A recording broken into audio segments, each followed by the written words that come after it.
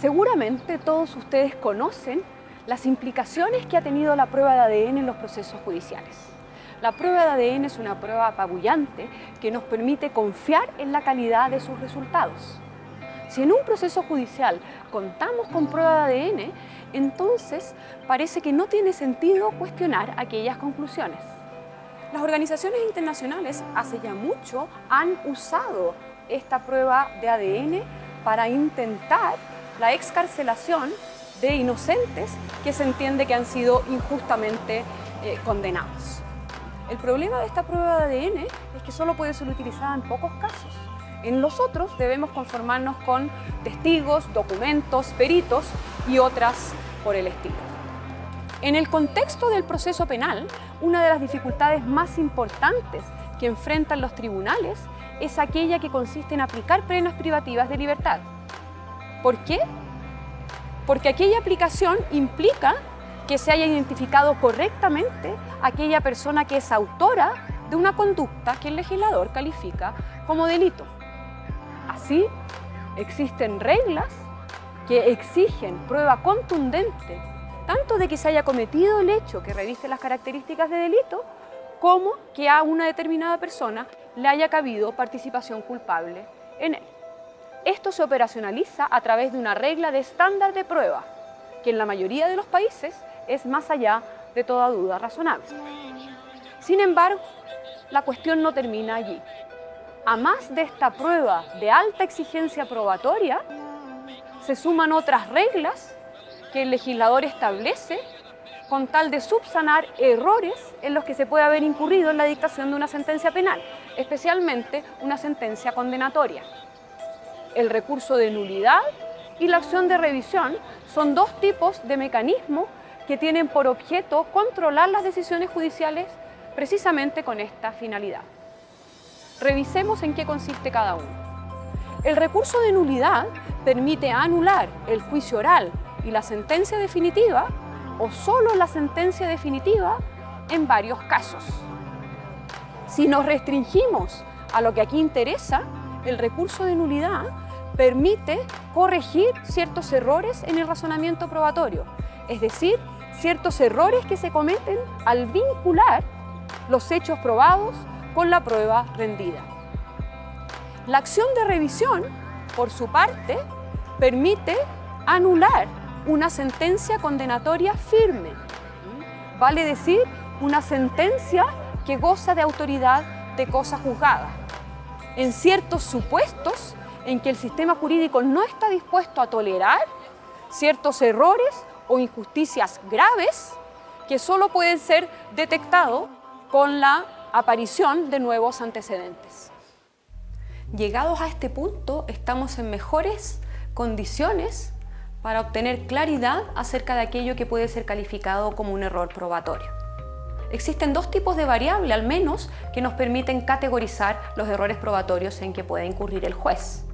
La primera variable dice relación con la gravedad que el legislador asigna a determinados errores y la segunda variable dice relación con defectos en los distintos momentos probatorios que ocurren dentro de un proceso. En el momento de inclusión o admisión de la prueba, en el momento de valoración de la prueba y en el momento de la decisión probatoria o aplicación del estándar de prueba. Uno de los errores más comunes que se producen en la etapa de admisión o inclusión probatoria consiste en admitir prueba jurídicamente inadmisible. Por ejemplo, si se admite en el juicio oral como prueba una obtenida por policía a través de un allanamiento ilegal. Allanamiento ilegal es aquel que no ha sido autorizado por el juez ni tampoco ha sido autorizado por los moradores de la vivienda. En este caso, por vulnerar el derecho a la inviolabilidad del hogar, el ordenamiento jurídico prohíbe recibir aquella prueba que considera como ilícita en el proceso judicial. Quizás los errores más frecuentes son aquellos que se producen a la hora de valorar la prueba.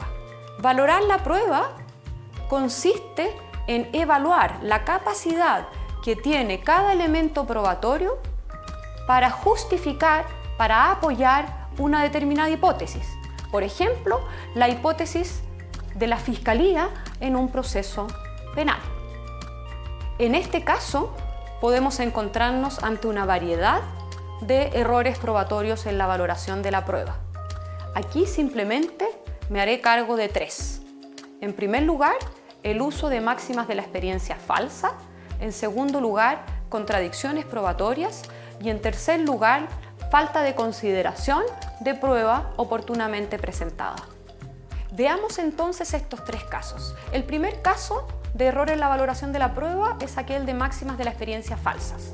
Los jueces utilizan máximas de la experiencia al realizar inferencias probatorias. Estas máximas de la experiencia no son otra cosa que generalizaciones de eventos compartidas por un determinado grupo social y que se usan comúnmente para razonar o para actuar. Por ejemplo, si frente a un determinado sujeto que tiene la cabeza rapada, que tiene aretes, que tiene una determinada vestimenta, los jueces consideran que pertenece a un grupo social o a una tribu urbana y a esa tribu urbana le asignan las características de peligrosidad, de agresividad o de propensión a la delincuencia, en realidad ahí los jueces estarían usando más bien un prejuicio, ¿no?, que una máxima de la experiencia.